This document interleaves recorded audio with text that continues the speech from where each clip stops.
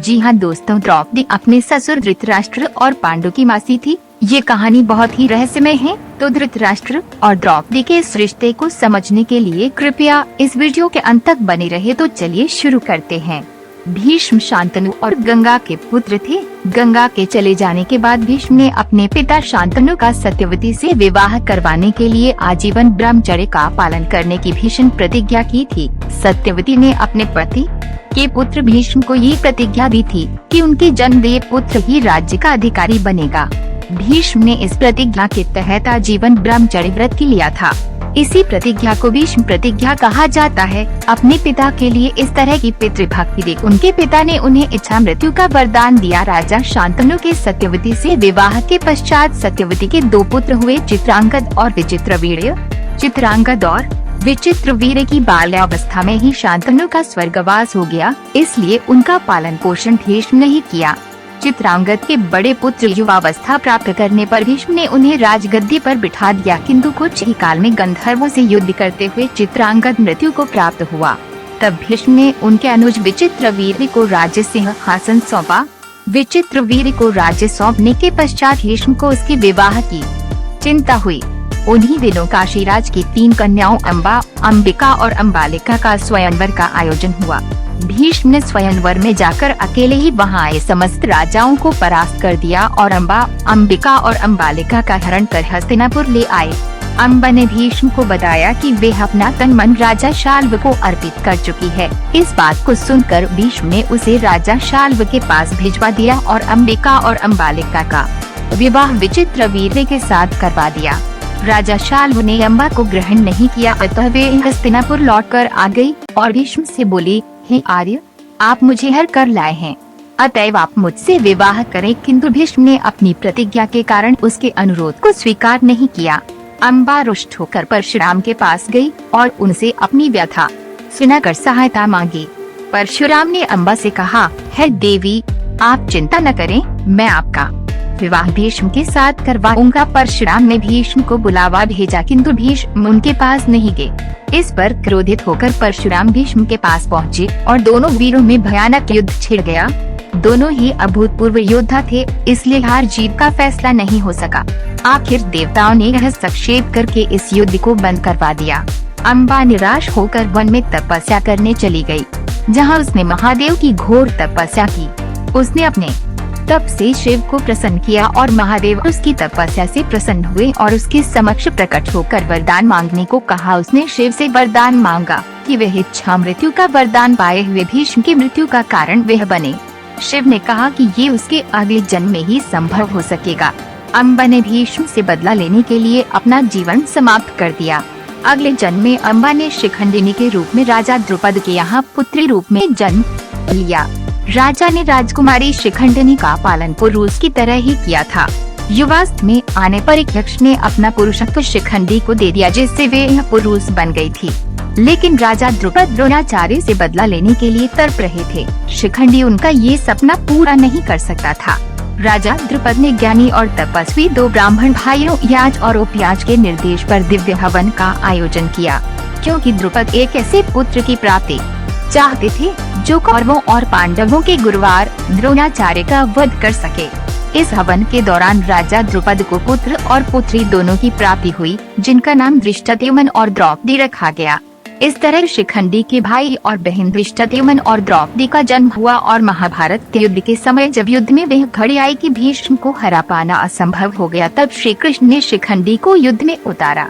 भीष्म पितामह ने स्त्रियों पर शस्त्र नहीं उठाने की प्रतिज्ञा की थी, क्योंकि शिखंडी स्त्री से पुरुष बना था। इस वजह से भीष्म ने अपने शस्त्र रख दिए।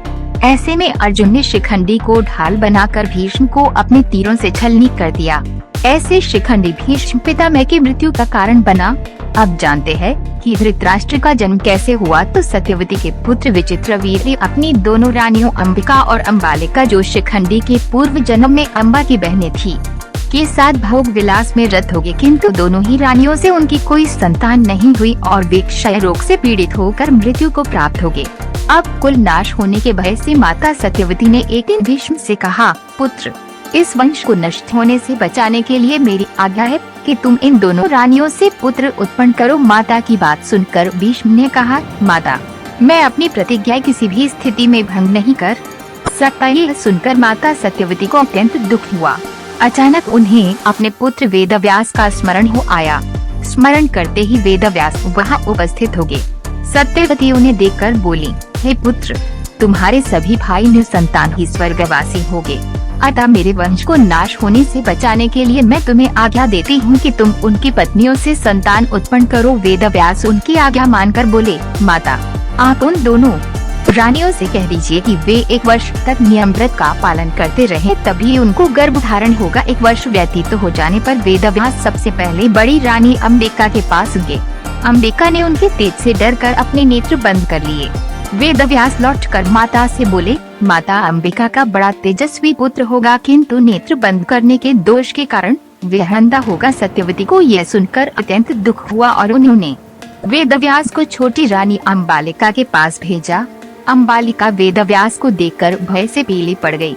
उसके कक्ष से लौटने पर वेदव्यास ने सत्यवती से कहा, माता, अंबालिका के गर्भ से पांडु रोग से ग्रसित पुत्र होगा। इससे माता सत्यवती को और भी दुख हुआ और उन्होंने बड़ी रानी अंबालिका को पुनः वेदव्यास के पास जाने का आदेश दिया। इस बार बड़ी रानी ने स्वयं न जाकर अपनी दासी को वेदव्यास के पास भेज दिया। दासी ने आनंद पूर्वक वेदव्यास से भोग कराया। इस बार वेदव्यास ने माता सत्यवती के पास आकर कहा, माते, इस दासी के गर्भ से वेदांत में पारंगत अत्यंत नीतिवान पुत्र उत्पन्न होगा। इतना कहकर वेदव्यास तपस्या करने चले गए।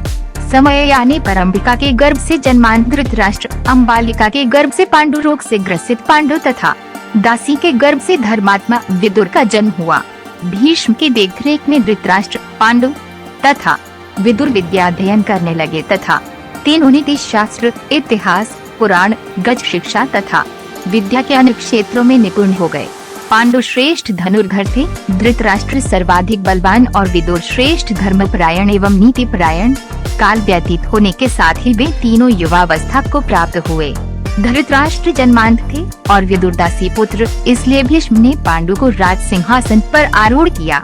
धृतराष्ट्र का विवाह गांधारी से हुआ, जिसने अपने पति के लिए आंखों पर पट्टी बांध ली और जब उसे गर्भधारण हुआ तो 2 वर्ष तक कोई संतान नहीं हुई तो गांधारी ने अपना गर्भ गिरा दिया और गर्भ से मांस का लोथड़ा निकला, जिसे ऋषि वेदव्यास ने 100 घड़ों में बांटकर रख दिया और कुछ समय बाद गांधारी के 100 पुत्रों का जन्म हुआ और पांडु हस्तिनापुर के राजा थे। तो एक बार वन में पांडु को किंदमा ऋषि ने शाप दिया था कि अगर वह किसी स्त्री को छुएगा तो वह भी उनकी तरह मर जाएगा। पांडु को एहसास हुआ कि वे कभी पुत्र पैदा नहीं कर पाएगा, इसलिए उन्होंने संसार त्याग दिया और जंगल में रहने चला गया। पांडु के वन चले जाने के बाद धृतराष्ट्र हस्तिनापुर के राजा बने और पांडु की समर्पित पत्नियां कुंती और माद्री उनके साथ जंगल में चली गयीं। पांडु की पत्नी कुंती ने ऋषि दुर्वासा की सेवा की थी, जिससे प्रसन्न होकर उन्होंने कुंती को एक मंत्र दिया था। इस मंत्र की मदद से कुंती ने धर्म का आह्वान किया और युधिष्ठिर का जन्म हुआ। कुंती ने फिर वायुदेव और इंद्रदेव का आह्वान किया और भीम और अर्जुन पैदा हुए। कुंती ने अपना वरदान पांडु की दूसरी पत्नी माद्री को दिया।